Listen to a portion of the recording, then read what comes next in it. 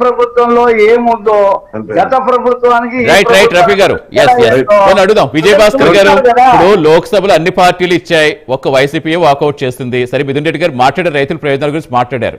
కానీ బిల్లును వ్యతిరేకించడం ద్వారా రైతులకు వైసీపీ దూరం అవుతుందని మెసేజ్ వెళ్ళలేదా? ఇప్పుడు రైతుల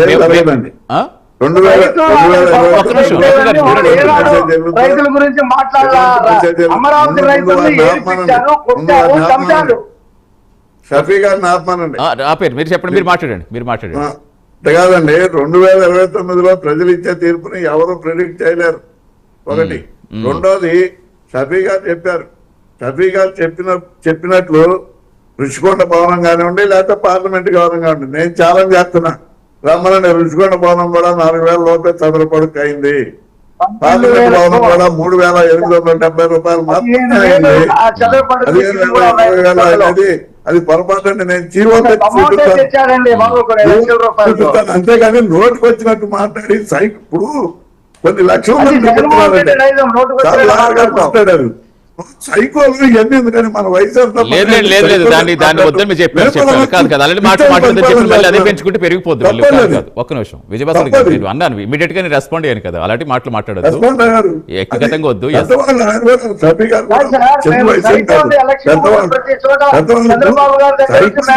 రఫీ గారు సరే కాదు, విమర్శించడం ఓకే, విమర్శలు ఓకే, వ్యక్తిగతంగా వద్దు అని చెప్పారు. బిల్లు మీద స్పష్టత ఉందా? ఎప్పట్లోగా కడతారు, ఏ విధంగా కడతారు, నిధులు ఎక్కడి నుంచి తెస్తారు?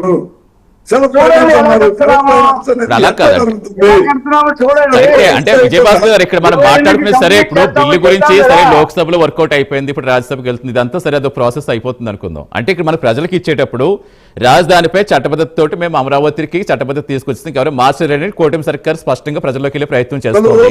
ఇప్పుడు మీరు ఏ విధంగా వెళ్ళగలుగుతారు అంటున్నా నేను. గవర్నమెంట్, హోమ్ డిపార్ట్మెంట్ హైకోర్టులో అఫిడవిట్ వేశారని సార్ కూడా చెప్పారు, మేము అందరం కూడా చూసాం. హైకోర్టులో అఫిడవిట్ వేశారు.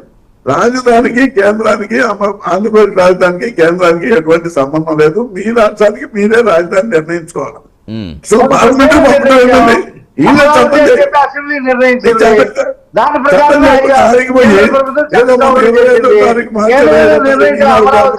రాయించుకొని కేంద్రం అడిగిందని దాన్ని తీసుకొచ్చి మళ్ళీ మొదలు పెట్టి సభ వచ్చేసి దూషిస్తూ, అసలు అసెంబ్లీ పెట్టింది దేనికండి?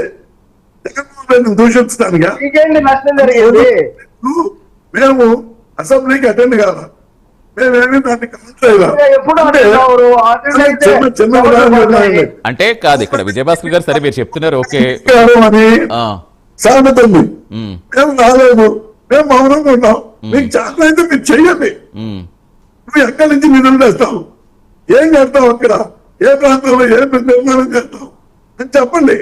ఇప్పటికే 15 నేషనల్ బ్యాంకులకు మీరు ఏదో స్థలాలు ఇచ్చారన్నారు, శంకుస్థాపన చేశారండి. ఇప్పుడు ఎందుకు వాళ్ళ ఆయన గారు ఉన్నారు, వీళ్ళు బాధం పండి జడ్జి క్వార్టర్లో ఒక్కళ్ళైనా జడ్జి గారు వచ్చుకుంటే పరిస్థితి ఉందా? చెప్పండి.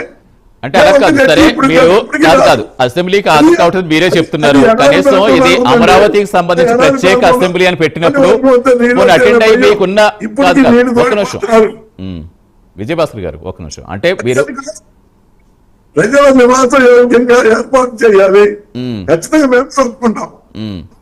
పద్ధతిలో మీరు నడవట్లా, ఆ పద్ధతిలో నడవడానికి మీరు ఏదో 55,000 కోట్ల టెండర్లు పిలిచారు చెబుతున్నారే. అలా కాదు, ఇప్పుడు ఎక్కడి నుంచి తీసుకొస్తారు డబ్బులని అడుగుతున్నారు. డబ్బులు మేము ప్రజల మీద భారం అయ్యి ఎవరిని అడగాల్సిన పని లేదు. అక్కడ రైతులు ఎవరైతే భూములు ఇచ్చారో దాని ద్వారానే సమీకరిస్తాం, దాని ద్వారా మేము చేస్తుంది, ఎవరైతే భారం పడదు ఇది అని వాళ్ళు స్పష్టంగా చెప్తున్నారు. అదొక్కటే ఉన్న అబ్జెక్షనా? ఇప్పుడు ఇంత ఆర్థిక భారం ఎలా మోస్తున్నది అబ్జెక్షనా? అమరావతి సెల్ఫ్ ఫైనాన్స్ అనేది ఎట్లా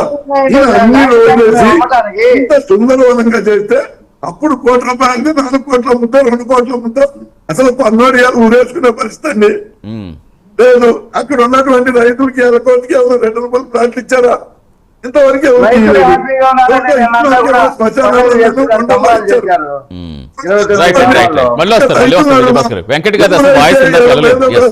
వీళ్ళకి అనుకూలంగా జగన్మోహన్ రెడ్డికి వ్యతిరేకంగా రైతులకు ఉద్యమం చేశారు.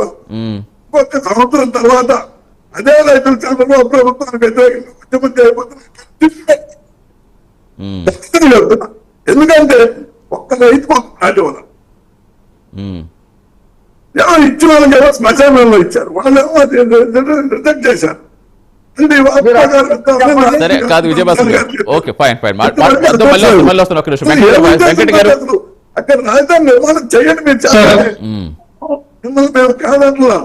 మీరు ఇంకా అసెంబ్లీలో 15 ఏళ్ళు ఉంటాయి, 80 సంవత్సరాలు ఉండండి, తప్పే ఉంది. ప్రజల ఆచరణ పెట్టి ఎవరైనా ప్రమాణం చేస్తారు. కానీ దీనికి ఒక చట్టం, ఒక పద్ధతి, ఒక రాజ్యాంగం విధానం ఉంది. రైట్ రైట్ విజయభాస్కర్ అంటే అలానే కాదు, ఒకటి విమర్శల పరంగా వెళ్ళిపోతే అలాగే అనిపిస్తుంది. విమర్శల పరంగా కాదు, పోనీ ప్రత్యామ్నాయ ప్రణాళిక ఏమైనా ఉందా? కాదు కాదు ఒకటే క్వశ్చన్,